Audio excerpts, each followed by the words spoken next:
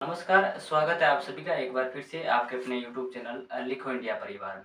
तो दोस्तों आज हम स्टार्ट करेंगे कक्षा 12वीं की भूगोल विषय में और जिसके अंदर हम पहली किताब देखेंगे मानव भूगोल के मूल सिद्धांत कि मानव भूगोल के मूल सिद्धांत क्या होते हैं, भूगोल क्या होता है सबसे पहले ये देखेंगे और मानव भूगोल के जो मूल सिद्धांत है वो क्या होते हैं उनके बारे में देखेंगे। इससे पहले हमने 11th क्लास में ये पढ़ लिया था कि भौतिक भूगोल क्या होता है। भौतिक भूगोल के अंदर हमने महाद्वीप देख लिए थे, महासागर देख लिए थे, विभिन्न प्रकार की भू आकृतियां देख ली थी। इसके अलावा बहुत सारी चीजें हमने डिस्कस भौतिक भूगोल के अंदर कर ली थी और भौतिक भूगोल के अंदर वो चीजें आती है जो हम अपनी आंखों से पृथ्वी पर देख सकते हैं, वो सारी की सारी भौतिक भूगोल के अंदर आती है।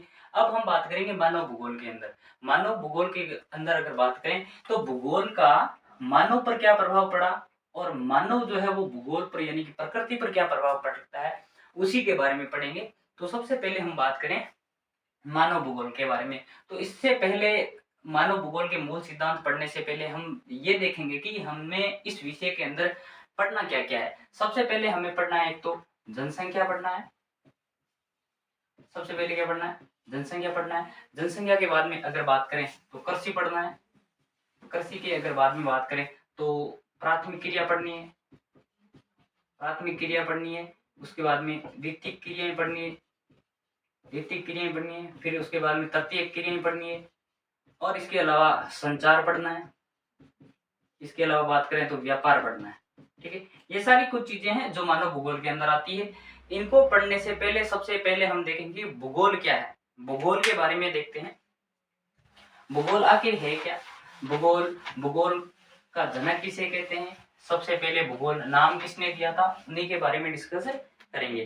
तो हम लिख सकते हैं भूगोल शब्द का प्रयोग सर्वप्रथम किसने किया था? इरेटोस्थनीज। ठीक, इरेटोस्थनीज ने किया था। ठीक है, और ये जो थे ये कहाँ के थे? यूनान के थे। कहाँ के थे? यूनान के। और यूनान को जो है वो क्या कहा जाता है? सभ्यताओं का पालना भी कहा जाता है। सभ्यताओं का पालना क्यों कहा जाता है? क्योंकि यूनान में बहुत सारे ऐसे वैज्ञानिक हुए, भूगोलवेत्ता हुए, बहुत सारे विषयों में यूनान जो था वो आगे था। इस कारण से इसे क्या कहा जाता है? सभ्यताओं का पालना। ठीक है, तो ध्यान रखना सबसे पहले भूगोल शब्द का प्रयोग यानी कि शब्द जो लिया था वो किसने लिया था? इरेटोस्थनीज ने लिया था। ठीक है, आगे अगर देखें तो आगे बात करें भूगोल के विषय पर। तो भूगोल के बारे में अगर देखें तो भूगोल का जो जनक है, भूगोल का जनक, भूगोल का जनक जो है वो किसे कहा जाता है? अगर इसकी बात करें तो इस भूगोल का जो जनक है वो कहा जाता है हिकेटियस को। किसको कहा जाता है? हिकेटियस को। और ये भी कहाँ के थे? यूनान के। ठीक, आगे अगर देखें भूगोल शब्द का प्रयोग सर्वप्रथम इरेटोस्थनीज ने किया था। भूगोल का जो जनक है किसे कहा जाता है? हिकेटियस को कहा जाता है। आगे देखें तो अब हम बात कर रहे हैं मानव भूगोल के बारे में। तो मानव भूगोल का जो जन्मदाता है या मानव भूगोल का जो जनक है वो किसे कहा जाता है? वो कहा जाता है फ्रेडरिक रेडजेल को। ठीक है, मानव भूगोल का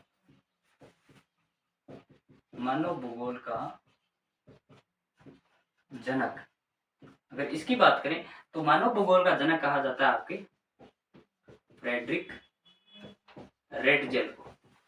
ठीक, किसको कहा जाता है? Friedrich Ratzel. और ये जो फ्रेडरिक रेडजेल है वो यूनान के नहीं होकर कहाँ के थे? आपके जर्मनी के थे। ठीक, कहाँ के थे? जर्मनी के भूगोलवेत्ता थे। ठीक है, इन्होंने ही सबसे पहले बताया था कि मानव जो है पृथ्वी पर किस प्रकार से भूगोल को प्रभावित करता है और एक सिस्टमेटिक तरीके से उन्होंने भूगोल की व्याख्या की थी कि किस प्रकार से जो है मानव का भूगोल पर प्रभाव पड़ता है और भूगोल जो है मानव पर या प्रकृति जो है वो मानव पर अपना प्रभाव डालती है। इस कारण से इन्हें क्या कहा जाता है? भूगोल का जनक कहा जाता है। ठीक है, और अगर बात करें फ्रेडरिक रेडजेल की तो इनकी एक पुस्तक थी जिसका नाम क्या था? अगर बात करें तो नाम था इसका एंथ्रोपोजोग्राफिया। इन्होंने एक पुस्तक लिखी थी, पुस्तक का नाम क्या था? एंथ्रोपो ज्योग्राफी, ठीक। ये इनकी पुस्तक का नाम था, ठीक। एंथ्रोपो का मतलब क्या होता है? पृथ्वी, और ग्राफिया का मतलब क्या होता है? गोल, ठीक। पृथ्वी गोल, ठीक। अब देखो, सबसे पहले अगर बात करें तो जो है भूगोल का हो गया। भूगोल शब्द का प्रयोग सर्वप्रथम इराटोस्थेनीज ने किया था। भूगोल का जनक हिकेटियस को कहा जाता है। बात करें मानव भूगोल की, तो मानव भूगोल का जो जनक है वो किसे कहा जाता है? फ्रेडरिक रेडजेल को कहा जाता है। और इनकी पुस्तक का नाम क्या था? एंथ्रोपोजोग्राफिया नाम था, ठीक है। अब देखो, जो इराटोस्थेनीज थे यूनान के, उन्होंने कहा कि पृथ्वी क्या है? गोल है। उन्होंने सर्वप्रथम पृथ्वी के लिए भूगोल शब्द का प्रयोग किया था, ठीक है। और इसके अलावा बात करें भूगोल का जो जनक है वो किसे कहा जाता है? वो कहा जाता है आपके हिकेटियस को कहा जाता है। इसके अलावा हमने डिस्कस किया था कि किस प्रकार से जो है एंथ्रोपोजोग्राफिया पुस्तक लिख के फ्रेडरिक रेडजेल को हम क्या कह सकते हैं? मानव भूगोल का जनक कह सकते हैं, ठीक है। तो ये हो गया मानव भूगोल, ठीक। अब देखो आगे चलते हैं। मानव भूगोल की जो प्रकृति होती है वो किस प्रकार की होती है? मानव भूगोल की प्रकृति, मानव भूगोल की प्रकृति। अब मानव भूगोल की जो प्रकृति होती है वो कैसी होती है? दो प्रकार की होती है। कैसी होती है? दो प्रकार की होती है, ठीक है। पहली क्या होती है? मानव का प्राकृतिकरण, ठीक। पहली प्रकृति कैसी होती है? मानव का प्राकृतिकरण। और दूसरी क्या होती है?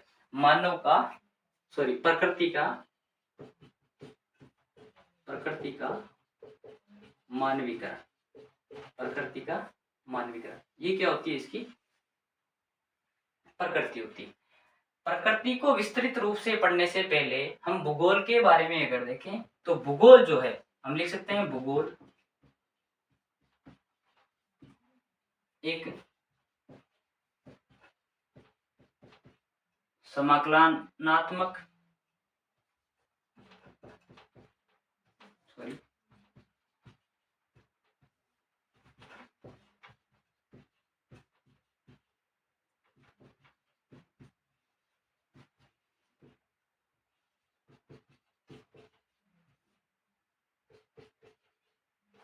आनुभाविक विषय भी है, ठीक। अब देखो भूगोल कैसा विषय है? समाकलनात्मक विषय और आनुभाविक विषय, ठीक है। इसका मतलब क्या हो गया? अनुभाविक का मतलब देखते हैं। सबसे पहले अनुभाविक का मतलब क्या होता है कि भूगोल को हम क्या कर सकते हैं? अनुभव कर सकते हैं, ठीक है।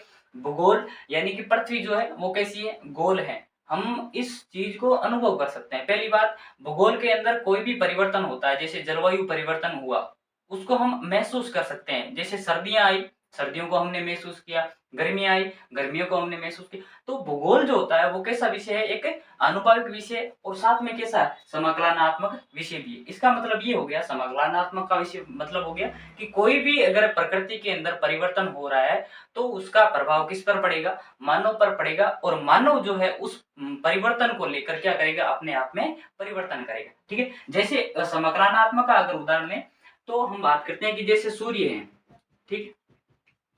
सूर्य है, सूर्य के कारण क्या हुई? किसी स्थान की आपकी जो है वहां पर क्या हुई? गर्मी बढ़ी। गर्मी बढ़ी तो हवा क्या होगी? हल्की होकर ऊपर उठेगी। हल्की होकर हवा ऊपर उठेगी तो यहाँ का जो वायुदाब है वो क्या हो जाएगा? वायुदाब क्या हो जाएगा? कम हो जाएगा। अब यहाँ पर वायुदाब कम हो गया, ए स्थान पर वायुदाब कम हो गया। अब बात करते हैं, वायुदाब यहाँ का तो कम हो गया, एक स्थान लेते हैं दूसरा बी। यहाँ पर वायुदाब क्या है? ठीक, यहाँ पर वायुदाब ज्यादा है। अब यहाँ की जो हवा है वो इस कम वायुदाब वाले क्षेत्र की ओर आएगी, ठीक है। यहाँ की हवा कम वायुदाब वाले क्षेत्र की ओर आएगी। अब ये वाली हवा भूगोल का ही एक बिंदु है हवा, तो यहाँ वाली जो हवा है यहाँ आई, किस कारण आई? यहाँ का वायुदाब कम हुआ। वायुदाब कम किस कारण से हुआ? सूर्य की गर्मी के कारण से हुआ। तो इस प्रकार से सारा का सारा जो एक सिस्टम होता है वो किस प्रकार का होता है? समाकलनात्मक विषय के अंदर होता है, ठीक है।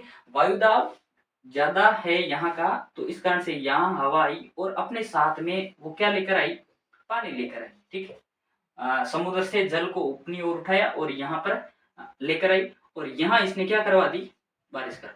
ठीक, तो पूरा का पूरा एक वर्षा होने का पूरा एक क्या है, सिस्टम है, वर्षा का चक्र बना है। ठीक है, इस कारण से इस विषय को हम क्या कर सकते हैं, समाकलनात्मक विषय कहते हैं, यानी कि इसमें एक घटना किसी दूसरी घटना पर क्या होती है, निर्भर होती है। ठीक है, जो ये हो गया समाकलनात्मक विषय।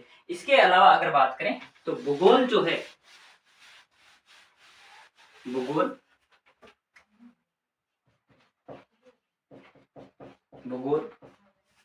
द्वैतवाद पर आधारित है। ठीक, भूगोल किस पर आधारित है, द्वैतवाद पर। इसका मतलब क्या, द्वैतवाद मतलब ये दो धारणाएं रखती है कि या तो ये चीज होगी या फिर ऐसी चीज होगी। हमने बात ही की थी कि एक तो भौतिक भूगोल होता है, एक मानव भूगोल होता है। भूगोल पढ़ने के दो तरीके होते हैं। ठीक है, एक भौतिक भूगोल है, एक मानव भूगोल है। ठीक है, तो द्वैतवाद का समर्थन करती है यह विषय। इसका मतलब ये हो गया कि ये चीजें बताती है कि या तो ये चीजें होंगी या फिर इस प्रकार से होगी। इसका उदाहरण हम ले सकते हैं कि एक तरफ हम देखें तो उदाहरण लें तो एक तो होता है मानव भूगोल, और इसके अलावा बात करें तो एक होता है भौतिक भूगोल। ठीक, मानव भूगोल भी हो गया, भौतिक, इसके अंदर अलग विषय आते हैं, इसके अंदर अलग विषय आते हैं। तो ये कैसी है, द्वैतवाद पर आधारित है। ठीक है, इसके अलावा अगर बात करें तो संभववाद का भी समर्थन करती है भूगोल, और इसके अलावा बात करें अनिश्चयवाद का भी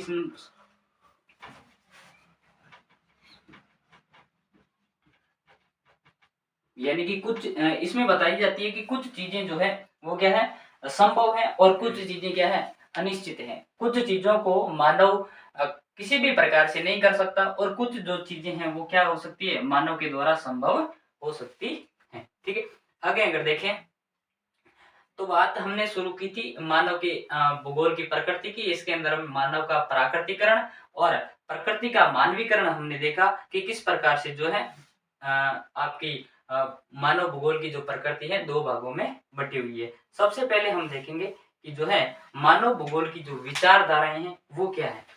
आगे बात करें मानव भूगोल की विचारधाराएं।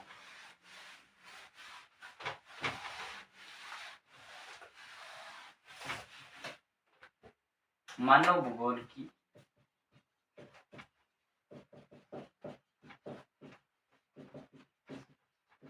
विचारधारा,